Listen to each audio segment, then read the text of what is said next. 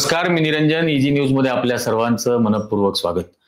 काल नरेंद्र मोदींचा जो काही रणछोडदास प्रकार झाला आणि त्याच्या आधी त्यांनी आदल्या दिवशी 8 वाजता येऊन जो काही मूर्खपणा संपूर्ण केला, त्याच्यावरती एक भाग व्हिडिओ काल आम्ही केला होता आणि त्याला खूप चांगला प्रतिसाद मिळाला. पण नेहमीप्रमाणे त्याच्यावरती नरेंद्र मोदींचे जे अंधारावरती प्रेम करणारे मठ्ठ बैल, अंधभक्त, लो आयक्यू बुलडोजर आहेत, त्यांनी बऱ्याच कॉमेंट केल्या आणि म्हणून मला एकदा असं वाटलं की यांना एकदा रोस्ट करावंच या सगळ्या त्यांच्या ज्या काही कॉमेंट आहेत त्याच्याबद्दल. म्हणून खरं तर आजचा हा भाग करतोय. त्याच्यामध्ये त्या कॉमेंट्समध्ये जर तुम्ही बघितलं तर त्याच्यामध्ये अनेक बावळट आहेत. त्यातलं एक बावळटाचं नाव आहे काहीतरी कासार. त्यांनी असं म्हटलंय की तुम्हाला काय अणुयुद्ध हवं होतं का? अहो, मला युद्धच नको होतं. 4 अतिरेक्यांना मारण्यासाठी या नॉन बायोलॉजिकल माणसांनी ते 4 अतिरेकी न शोधता त्यांनी पाकिस्तानवरती हल्ला सुरू केला. बरं, तो LOC क्रॉस करून समजा केला असता तरी एक वेळ समजू शकलो असतो की ती इंटरनॅशनल बॉर्डर नाही.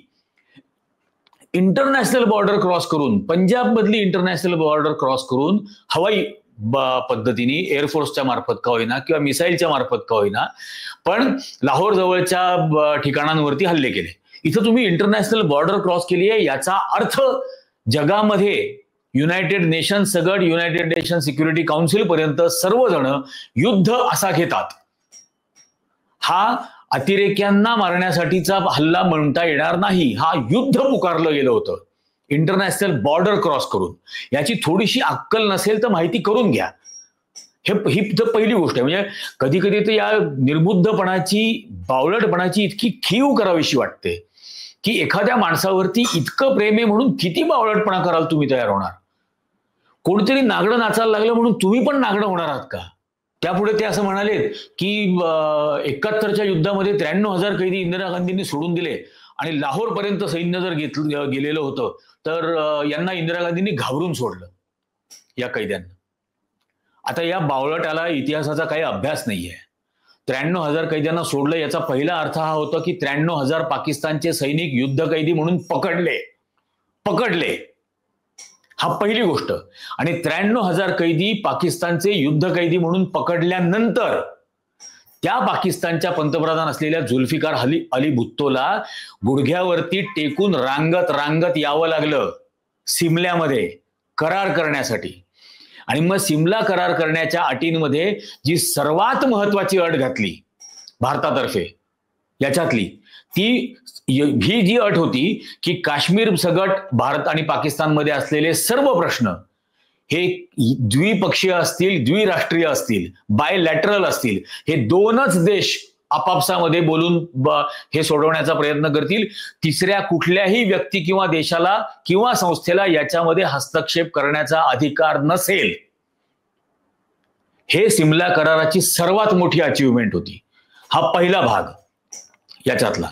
याच्यामुळे अनेक प्रश्न तिथं संपले. अनेक प्रश्न म्हणजे युनायटेड नेशन्स मध्ये जे रेझोल्युशन पास झालं होतं याच्याबद्दलचं की सार्वमत घ्यायचं, प्लेबिसाइड घ्यायची, हे युनायटेड नेशनचं रेझोल्युशन बाजूला राहिलं. पूर्णपणे युनायटेड नेशन्सच या भारत पाकिस्तानच्या विषयातून बाजूला केली गेली.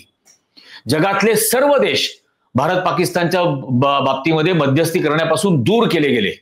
हा यातला सर्वात मोठा यश. दुसरा भाग, जिनिव्हा करार जो झाला होता, जिनिव्हा करारावरती जगातल्या सर्व राष्ट्रांच्या सह्या आहेत आणि जिनिव्हा करारानुसार युद्ध कैदी सोडून द्यायचे. हे त्याच्यामध्ये जिनिव्हा करारावरती ऑलरेडी झालेलं होतं. हे 71च्या युद्ध होण्याच्या 20 वर्ष आधी. त्यामुळे जिनिव्हा कराराप्रमाणे या युद्ध कैद्यांना सोडावं लागणारच होतं. आता याच्यामध्ये आणखीन एक अट घातली गेली सिमला करारात. सिमला करार वाचा बावळट्यांनो. त्याच्यामध्ये अट घातली होती की या युद्ध कैद्यांचा पकडल्यापासून सुटकेपर्यंतचा जेवढा खर्च त्यांच्या आरोग्यावरती झाला, त्यांच्या औषध उपचारावरती झाला, त्यांच्या ट्रीटमेंट्सवर झाला, त्यांच्या कपड्या लत्त्यांवर झाला, त्यांच्या जेवण खाण्यावरती झाला, त्यांच्या प्रवासावर झाला, बांगलादेशातून भारतात आणण्याच्या आणि भारतातून पाकिस्तानात पाठवण्याचा, हा संपूर्ण खर्च हा पाकिस्ताननी द्यायचा. हे त्याच्यामध्ये अट घातली गेली होती. आता हे युद्धकैदी काही 71चा करार झाल्याबरोबर, सिमला करार झाल्याबरोबर सोडले गेले नाहीत. हे पाकिस्ताननी जेव्हा याचा खर्च द्यायची मान्यता दिली त्यावेळेला हे युद्धकैदी सोडले गेले. पण तुमचे देवट्यांचे भारतीय जनता पक्षाचे अटल बिहारी वाजपेयी ज्यावेळेला 77 साली देशाचे परराष्ट्र मंत्री झाले, तेव्हा परराष्ट्र मंत्री झाल्यानंतर अटल बिहारी वाजपेयींनी पाकिस्तानचा हा युद्ध कैद्यांचा 110 कोटी रुपयाचा जो खर्च होता तो माफ केला. बावळटांनो, कान फडून ऐकून घ्या.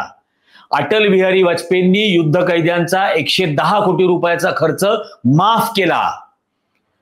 आणि या संघोट्यांनी, या हिंदू महासभेच्या नथुराम गोडसेनी हा जो महात्मा गांधींचा खून सो कॉल्ड 55 कोटीसाठी केला होता, 55 कोटीसाठी तुम्ही जे महात्मा गांधी मारले, 110 कोटीसाठी गांधींच्या तुलनेत किती मोजायचे संघोटे, किती लाख मोजायचे किंवा किती कोटी संघोटे मोजायचे त्याच्या बदल्यात? अकला नाहीये तुम्हाला. आंतरराष्ट्रीय करारांचं काय महत्व असतं याची तुम्हाला अक्कल नाहीये, त्याचं जाण नाहीये, जाणीव सुद्धा नाहीये. हेच फक्त अज्ञान माझ्या व्हिडिओजवरती कॉमेंट करून तुम्ही व्यक्त करत असता. त्याच्यानंतर एक येडा आहे कुलकर्णी नावाचा कोणतरी, फक्त मोदी द्वेष, फक्त मोदी द्वेष आणि प्रश्न संसदेमध्ये नको, पाकिट मिळालं का? अरे बावळटा, मी काल संविधानाचं 75वं आर्टिकल दाखवलं. Article 75 of constitution of India, भारतीय संविधानाचं 75वं आर्टिकल. त्याच्यामध्ये हे स्पष्ट म्हटलेलं आहे की council of ministers are answerable and responsible to the parliament of India. देशाचा पंतप्रधान आणि संपूर्ण मंत्रिमंडळाचं उत्तरदायित्व हे देशाच्या संसदेला आहे. हे जे रेडिओ आणि टीव्हीवरून मन की बात चालते ना फालतूपणा, याला काहीही किंमत नाही. संविधानाप्रमाणे संसदेलाच उत्तर दिलं पाहिजे, संसदेलाच प्रश्न विचारण्याचा अधिकार आहे आणि संसदेला आपण नागरिक सार्वभौम करतो. त्यामुळे मलाही प्रश्न विचारायचे अधिकार आहेत. या प्रश्नांची उत्तरं हा नरेंद्र मोदी नावाचा नॉन बायोलॉजिकल प्राणी, जे त्यांनी स्वतःच्या तोंडाने सांगितलं निवडणुकांच्या आधी की I am convinced that I am non biological. तर नॉन बायोलॉजिकलचा अर्थ अमानवी असा होतो. तर म्हणून मी प्राणी हा शब्द वापरतो.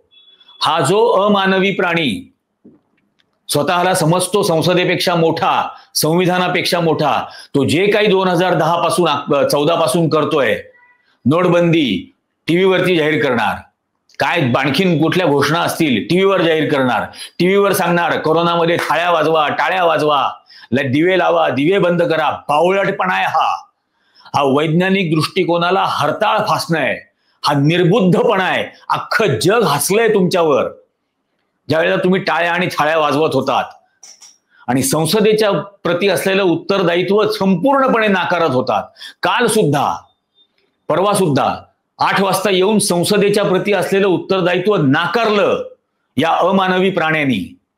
आणि संसदेमध्ये अधिवेशन बोलवून संसदेच्या समोर संसदेने विचारलेल्या सर्व प्रश्नांची उत्तरं देणं याला संविधानानुसार भाग आहे. हे लक्षात घ्या.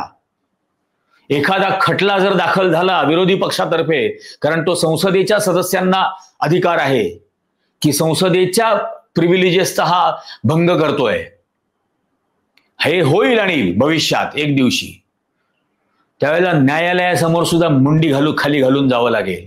हे लक्षात घ्या. त्यानंतर काय म्हणे, पाकिट मिळालं. निरंजन टकलेची जरा माहिती घ्या. त्या अमित शहाला विचारा हवं तर तडीपारला, नाही तर मुख्यमंत्री फडणवीसला विचारा.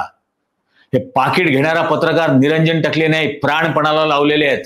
तुम्हाला माहीतच नसेल तर गुगल करून पहा जरा. आणि पाकिट देण्याची परंपरा कोणी केली सांगू का? महात्मा गांधींच्या हत्येनंतर कपूर आयोगाची स्थापना झाली, जीवनलाल कपूर. आणि जीवनलाल कपूर आयोगाचा अहवाल हा संपूर्ण इंटरनेटवरती फ्री डाउनलोडला उपलब्ध आहे. त्यामुळे हा जीवनलाल कपूर आयोगाचा अहवाल वाचा, गांधींच्या हत्येनंतर स्थापन झालेला. त्या कपूर आयोगाच्या समोर भारतातल्या अनेक जणांच्या साक्षी घेतल्या गेल्या. त्यावेळेला हिंदू महासभेचे नाभ खरे जे अलवर प्रांताचे त्यावेळेला पंतप्रधान होते, अलवर प्रांताचे पंतप्रधान, त्यावेळेला अलवर संस्थान हे सामील झालेलं नव्हतं, म्हणून त्यावेळेला तिथं पंतप्रधान नावाचं त्यावेळेला पद होतं. हे पुन्हा कळणार नाही बेअक्कलांना, म्हणून हे मुद्दाम सांगतोय. तर अलवर प्रांताच्या नाभखरेंची कपूर आयोगासमोर साक्ष झाली, ज्या साक्षीमध्ये नाभखरेंनी असं सांगितलं की स्वातंत्र्यवीर सावरकर, असं ते बोलले साक्षीमध्ये, मी नाही मानत, मी वैरीच मानतो. तर सावरकर यांच्या सांगण्यावरून हिंदू महासभेतर्फे अलवरच्या राजाच्या मार्फत हिंदुत्वाची भूमिका देशामध्ये मांडणाऱ्या पत्रकारांना पाकिटं पाठवली जात होती. हे कपूर आयोगाच्या समोर नाभखरेंनी सांगितलंय. 1947 साली हिंदुत्ववाद्यांतर्फे पत्रकारांना पाकिटं दिली जात होती. बेशरमांनो, मला काय प्रश्न विचारता? आणि पाकिट घेणारा पत्रकार असतो ना, तर आतापर्यंत मला तुरुंगात टाकलं असतं. हिम्मत नाहीये एकाची, कारण स्वच्छ चारित्र्य आहे, माझं नख सुद्धा दगडाखाली अडकलेलं नाहीये, म्हणून हिमतीने बोलू शकतो.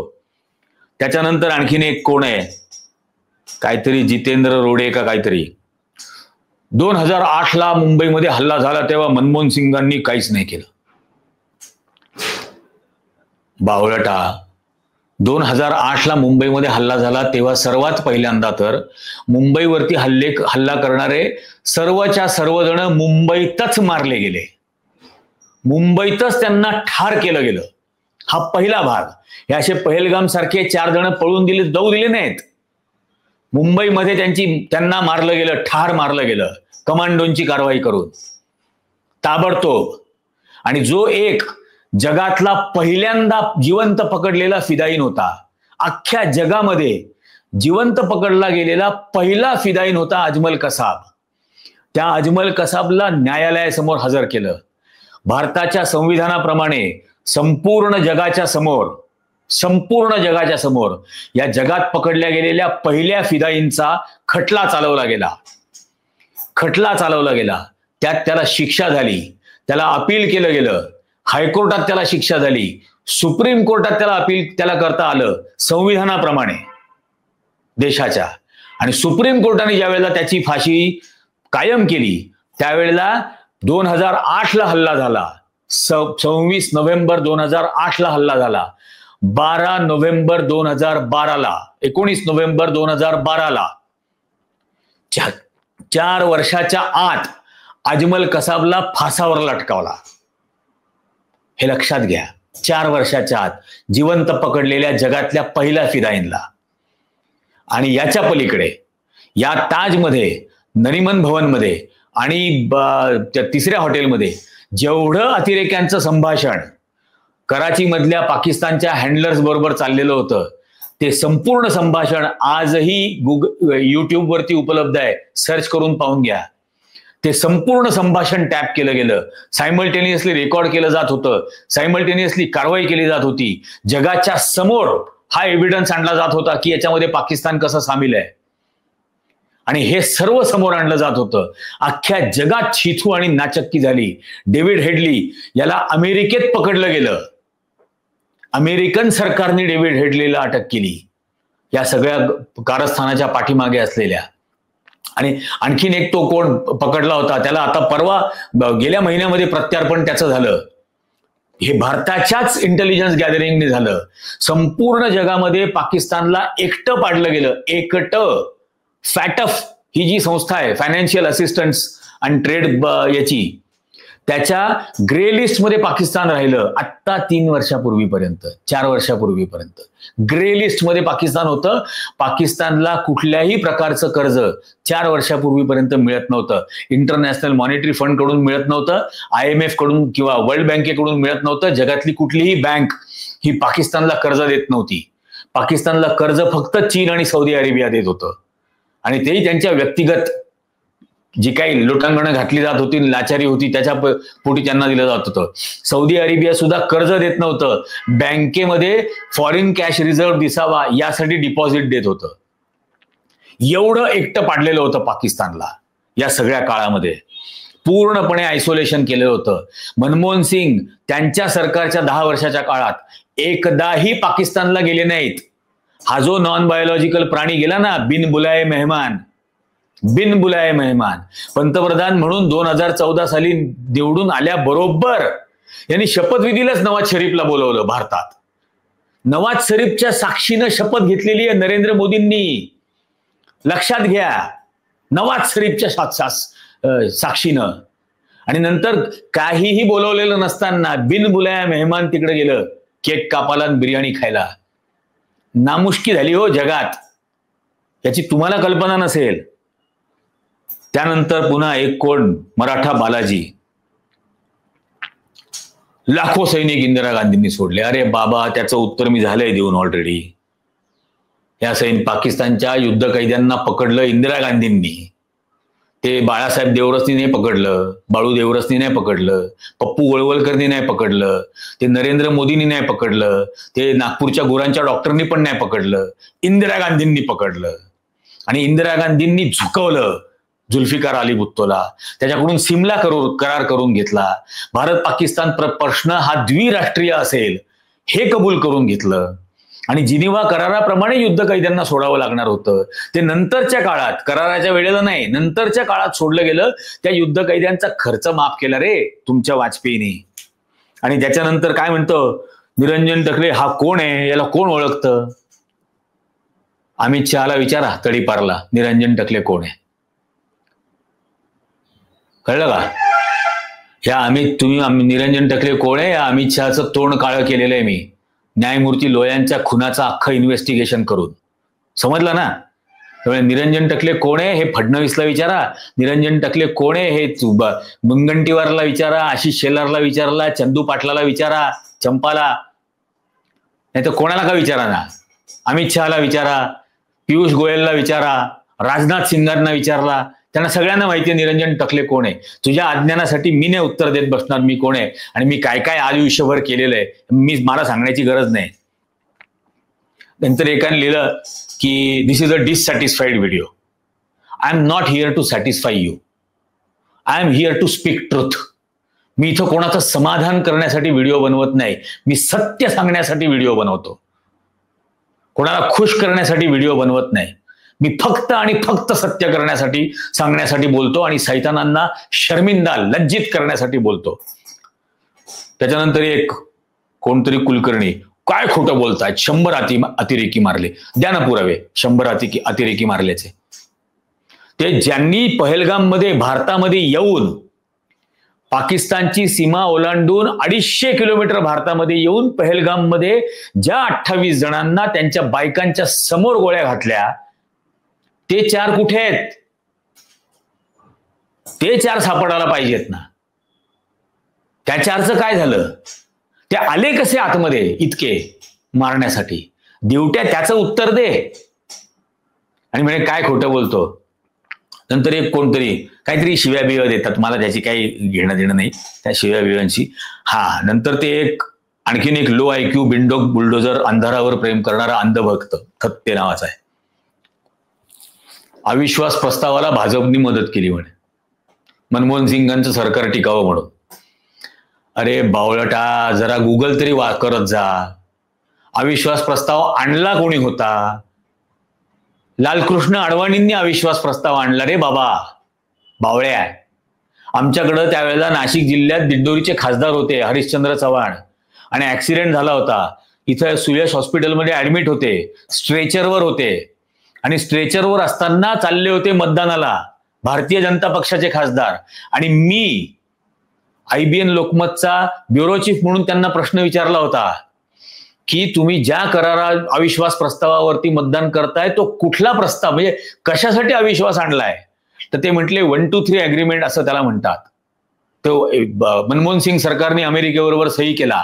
त्यावर मी त्यांना म्हटलं त्या अग्रीमेंटला 1, 2, 3 अग्रीमेंट असंच का म्हणतात? XYZ असं का नाही म्हणत? 4, 5, 6 असं का नाही म्हणत? काय येतो ते अग्रीमेंट? ते काय मला माहित नाही म्हणे. असे तर बावळट खासदार होते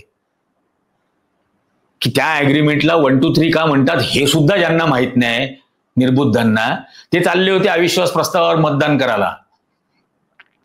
कळलं का? त्यामुळे थापा मारू नका इथं, थोडस गुगल करा. कोणाशी गाठ हे लक्षात ठेवा, निरंजन टकलेशी आहे. आणि नंतर ते बावळट म्हणतं याचे बायोलॉजिकल भाऊ मारले गेले. पाकिस्तानी माझे बायोलॉजिकल भाऊ नाही आहेत.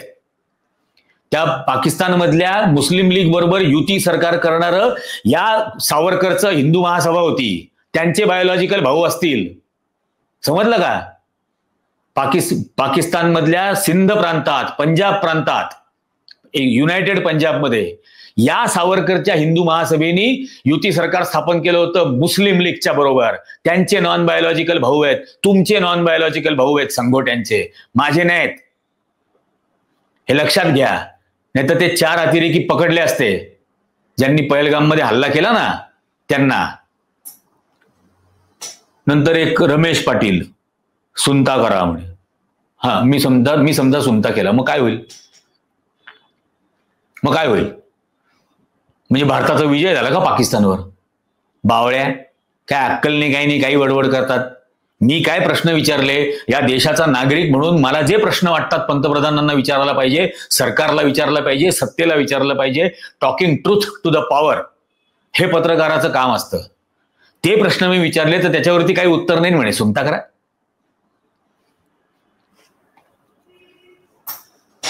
नंतर काय थत्ते कबूल केले.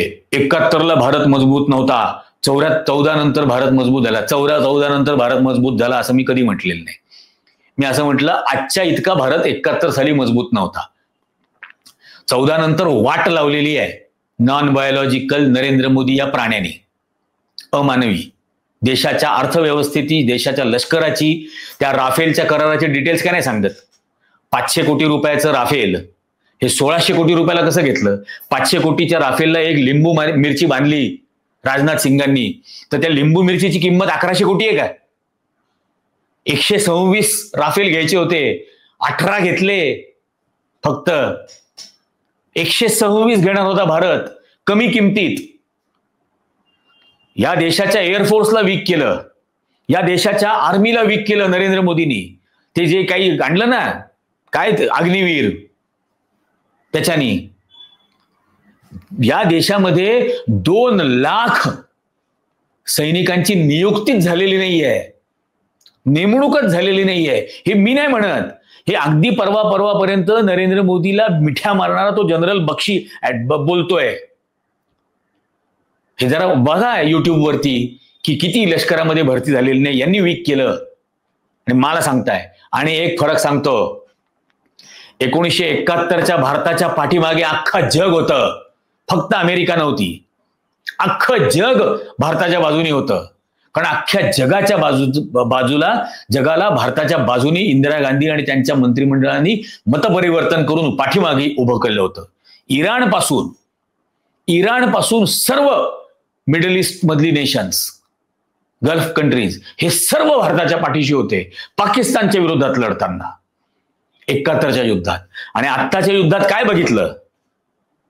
अख्खं जग पाकिस्तानच्या पाठीशी आहे. अख्खं जग युद्धाच्या काळात पाकिस्तानला 1.2 बिलियनचं कर्ज देत आहे. हा फरक आहे थत्ते 71 आणि 2014 मधला. आज इंडियन एअरफोर्सला 44 स्क्वाड्रन्सची गरज आहे. पूर्वी एका स्क्वाड्रनमध्ये 40 विमानं असायची. 44 स्क्वाड्रन्सची गरज आहे, म्हणजे जवळजवळ 1700 विमानांची गरज आहे. आहेत किती? 32. आणि एका स्क्वाड्रनमध्ये आणली किती तुम्ही? 40 वरून संख्या कमी करून 34. अहो, ना एअरफोर्सचं आधुनिकीकरण केलं, ना आर्मीचं आधुनिकीकरण केलं. लाजा वाटायला पाहिजेत. नंतर एक बावळट आहे, त्याचं नाव आहे कृष्णा, आणि मला विचारतोय कुराणबद्दल मत काय. भाऊ संबंध काय रे? तुझं नाव कृष्ण आहे ना, तू गीतेबद्दल विचार ना. का तुला कुराण वाचायची आहे? वाच ना, काही प्रॉब्लेम नाही. माझ्याकडे पण आहे, मराठीत आहे, हिंदीमध्ये आहे, इंग्लिशमध्ये आहे, वाच. याचा आणि या 2 विषयाचा संबंध काय आहे? भारताने अमेरिकेची मध्यस्थी कशी काय स्वीकारली? ही जी काही शस्त्रसंधी करायची होती, ही भारत पाकिस्ताननी जाहीर करण्याच्या आधीच 2 तास डोनाल्ड ट्रम्पने कशी काय जाहीर केली त्याला कसं माहिती? आणि नंतर डोनाल्ड ट्रम्प सांगतो मोदीच्या भाषणाच्या आधीच की मी त्यांना ट्रेड बंद करून टाकेन अशी धमकी दिली, आणि मग ते तयार झाले. याचं उत्तर कुराणबद्दल माझं मत काय, याच्याबद्दल काय असण्याचं कारण आहे? मी नास्तिक माणूस आहे, पण असा नास्तिक माणूस आहे जो कोणाच्याही श्रद्धेच्या आड येत नाही. ना हिंदूंच्या श्रद्धेच्या आड येईल, ना मुसलमानांच्या श्रद्धेच्या आड येईल, ना ख्रिश्चनांच्या, ना शिखांच्या, ना बौद्धांच्या. प्रत्येकाची आपापल्या ठिकाणी श्रद्धा आहे आणि ती त्यांनी आपापल्या ठिकाणीच ठेवावी, हा माझा आग्रह आहे. हे रामनवमीच्या वेळेला मशिदींसमोर मोर्चे मिरवणुका काढताना त्याला माझा विरोध आहे. ईदच्या दिवशी ते येतात का मंदिरांच्या समोर? गुरुनानक जयंतीला ते कधी येतात का शीख? या गोष्टीला, या उन्मादाला माझा विरोध आहे.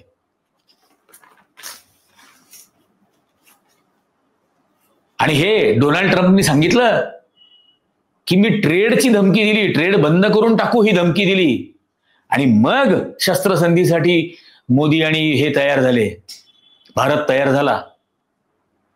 हो, हा मोदीच द्यायचा ना घोषणा, सौगंध मुझे इस मिट्टी की, देश को झुकने नहीं दूंगा. है काय झालं? सौगंध मिट्टी की, पाकिस्तानच्या मिट्टीची सौगंध घेतली होती का? पाकिस्तानच्या मिट्टीची सौगंध घेतली होती, भारताला झुकवलं? लाजा वाटायला पाहिजेत. नंतर तो थत्ते, सांगे पूर्वजांची कीर्ती तो एक मूर्ख, काहीतरी राहुल गांधींच्या नावा याच्यासाठी तो बोलतो. अहो, सांगे पूर्वजांची कीर्ती सांगावी असे पूर्वज आहेत त्याचे, तुमच्यासारखे पूर्वज नाही आहेत. माफी मागणारे, दया याचना करणारे, दयेची भीक मागणारे, पेन्शन घेणारे. आणि त्या अभिनव भारतचे जे अध्यक्ष होते, सावरकर तुरुंगात गेल्यानंतर त्यांचं आडनाव थत्तेच होतं. आणि सावरकरांच्या मावस भावानी गोविंद भटांनी लिहून ठेवलंय, माझ्याकडे पुस्तक आहे, काढणारे वाभाडे, त्याच्यात ऐकून घेत हत्ते. त्यांनी असं लिहिलंय की अनंत काढेरेच्या खटल्यामध्ये जे आरोपी नंतर सुटले किंवा ज्यांना शिक्षा झाली त्या कुटुंबियांची काळजी घेण्याचं वचन थत्तेनी पाळलं नाही, त्यांच्या कुटुंबांची वाताहात होऊ दिली. असले पूर्वज नाही आहेत राहुल गांधीचे, आणि निरंजन टकलेचे पण असे पूर्वज नाही आहेत. समजलं का? सांगे पूर्वजांची कीर्ती, मग याची नॉन बायोलॉजिकलची काय पूर्ती आहे? पूर्वजांची कीर्ती आहे. तो म्हणतो मी आहेच नॉन बायोलॉजिकल. तो आईबाप पण मानायला तयार नाही. तो म्हणतो वरून खाली पडला. तो आईबाप सुद्धा मानायला तयार नाही. याचे तर पूर्वजच नाहीत. तो काय कीर्ती सांगेल लोकांना? कोणाची कीर्ती तुम्ही सांगणार? पप्पू गोळवलकरची, जो स्वातंत्र्य आंदोलनात एक सेकंदही नव्हता, ज्यांनी त्या काय बाळू देवरसची, ज्यांनी RSSच्या मुख्यालयावरती 2004 पर्यंत तिरंगा फडकवू नाही दिला. अरे लाजा तुम्ही बाळगा थत्त्या. नंतर ते काय म्हणतं, अधिवेशन नाही म्हणून कोर्टात का जात नाही? बावळ्या, कळतं का काही कायदा विधा कळतो? अधिवेशन घेतलं नाही म्हणून कोर्टात जातात का? अशी तरतूद असते का? आणि ते तू आणि मी जाऊ शकतो का? काहीतरी बावळटासारखी वाक्य लिहायची.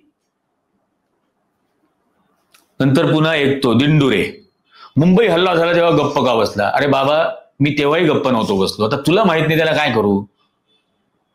मी तेव्हाही गप्प नव्हतो बसलो. त्यावेळेला मी CNN, IBN आणि IBN आणि IBN 7चा रिपोर्टर म्हणून ताजच्या बाहेर सलग 80 तास रिपोर्ट करत होतो. आणि नाशिकहून मुंबईला गेलो होतो 26 तारखेच्या रात्री 26/11ला. आणि 26/11ला नाशिकमध्ये होतो दिवसभर. याचं कारण या मालेगाव बॉम्बस्फोटामधले हे सगळे हिंदुत्ववादी अतिरेकी जे ATSनी चार्जशीट केलेले होते, स्वाध्वी प्रज्ञा सिंग पासून लेफ्टनंट कर्नल प्रसाद पुरोहित पर्यंत, या सगळ्यांची ट्रायल नाशिकमध्ये होत होती. त्यामुळे त्यासाठी मी इथं होतो.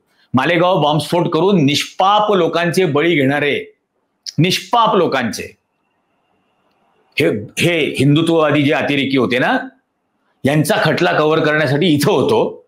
त्यानंतर रात्रीपर्यंत काम करत होतो. आणि त्यानंतर मुंबईला गेलो. आणि त्या रात्री मुंबईला पोहोचल्यानंतर सलग 80 तास ताजच्या बाहेर मी जगाला सांगत होतो काय घडतंय. कळलं का? नंतर पुन्हा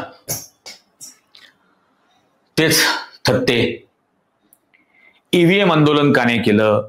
अमित शहाला काळे झेंडे का नाही दाखवले? अरे अमित शहाचं थोबाडच काळं केलं. जज लोयांच्या हत्येचं संपूर्ण प्रकरण मी बाहेर काढलं निरंजन टकलेनी. समजलं का? आणि नुसतं काढलं नाही, युनायटेड स्टेट्स मधल्या, अमेरिकेच्या कॅपिटल हिल मधल्या काँग्रेसला, US काँग्रेसला सुद्धा ऍड्रेस करून सांगितलं हे संपूर्ण प्रकरण.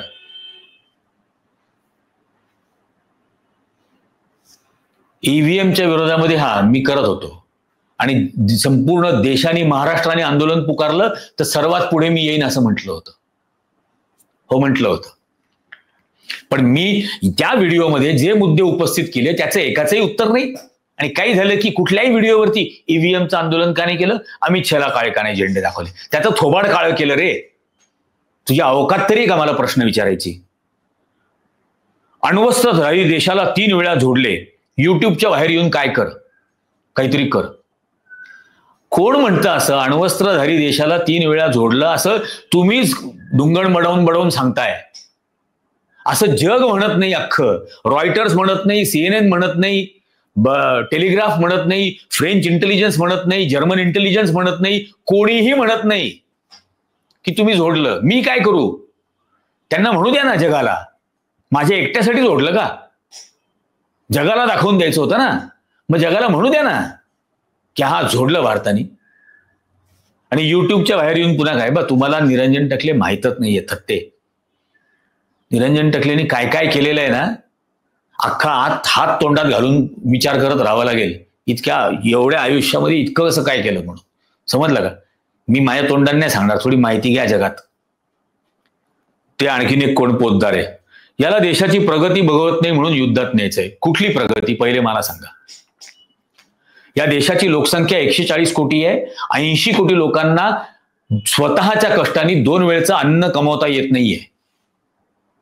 त्यांना मोफत धान्य द्यावं लागतंय. ही लाजिरवाणी गोष्ट आहे. 60% जास्त लोकसंख्या उपाशी आहे. ओरिसा मधले एक मुलगी भात करत तडफडत मरून गेली. तडफडत मरून गेली. हे वास्तव आहे. आजही आदिवासींना, इथल्याच जवार मोखाड्यातल्या आदिवासींना उंदीर भाजून खावा लागतो बेशर्मा. याला देशाची प्रगती म्हणतो. या देशात ही प्रगती, हा डंका जो वाजतोय गौतम अदानीच्या विरोधामध्ये अमेरिकेमध्ये केस, अजित डोवालच्या विरोधात अमेरिकेत केस, आणखीन कॅनडामध्ये भारताच्या विरोधामध्ये खटला, हा डंका तुमचा, ही प्रगती, या 78 वर्षातली सर्वोच्च पातळीची बेरोजगारी आज या देशात आहे. या देशातला वैज्ञानिक दृष्टिकोन तुम्ही धुळीला मिळवला.